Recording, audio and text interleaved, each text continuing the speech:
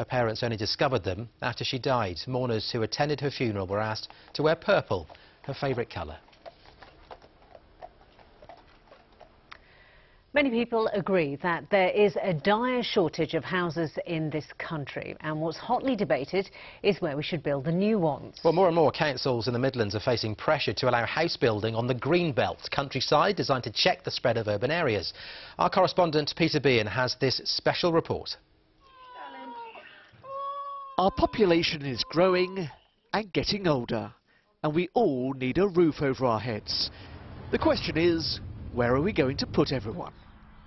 For 60 years, we've surrounded our towns and cities with the Green Belt, a ring of countryside designed to control urban sprawl. But the huge need for new housing is putting it under pressure like never before.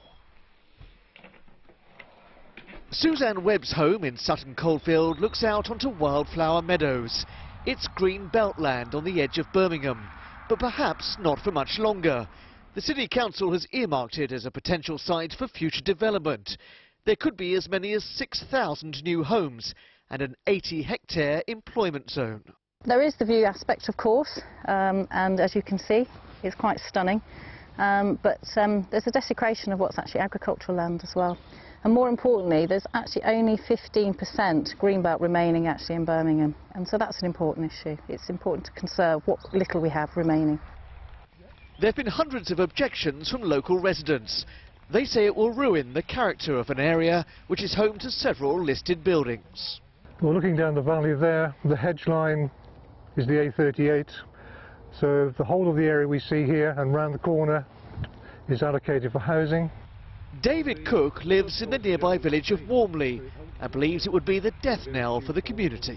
I think it'll kill it.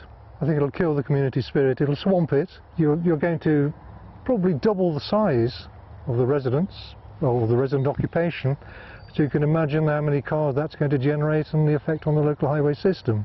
Could Walmley cope? I generally don't think it would. Environmental groups believe the threat to our green and pleasant land has never been greater. Councils, they say, are under pressure to free up the green belt for new housing, and if they turn developers down, risk having to defend costly appeals in court. Yes, we need more housing, more decent housing, but what we need most is affordable housing. And experience shows that the developments on the greenfield sites tend not to be affordable housing. They're way beyond the reach of people on low incomes.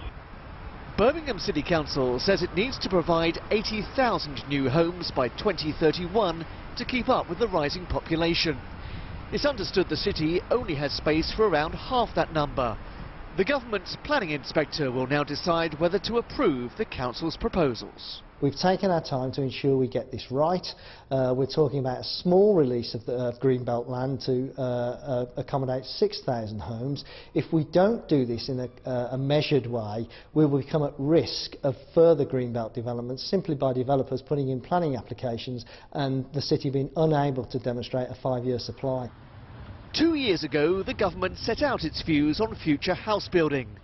The National Planning Policy Framework says council should presume in favour of sustainable development, but it commits to protecting the Green Belt and encourages development of brownfield sites. Under government guidelines, Greenbelt land can only be built on in very special circumstances. Campaigners claim that that message is being ignored and land like this is under siege. But house builders would argue that the housing shortage facing this country is in itself a very special circumstance. It's important to recognise the fact that we have a housing crisis in this country, and therefore we need to provide a lot more homes for people, and those homes will need sites on which to be built. We're doing all we can to bring brownfield sites back into reuse, but ultimately there just aren't enough of them in the right places, and that inevitably means that we need to bring forward some greenfields. Housing the next generation could mean large swathes of Greenbelt disappearing forever.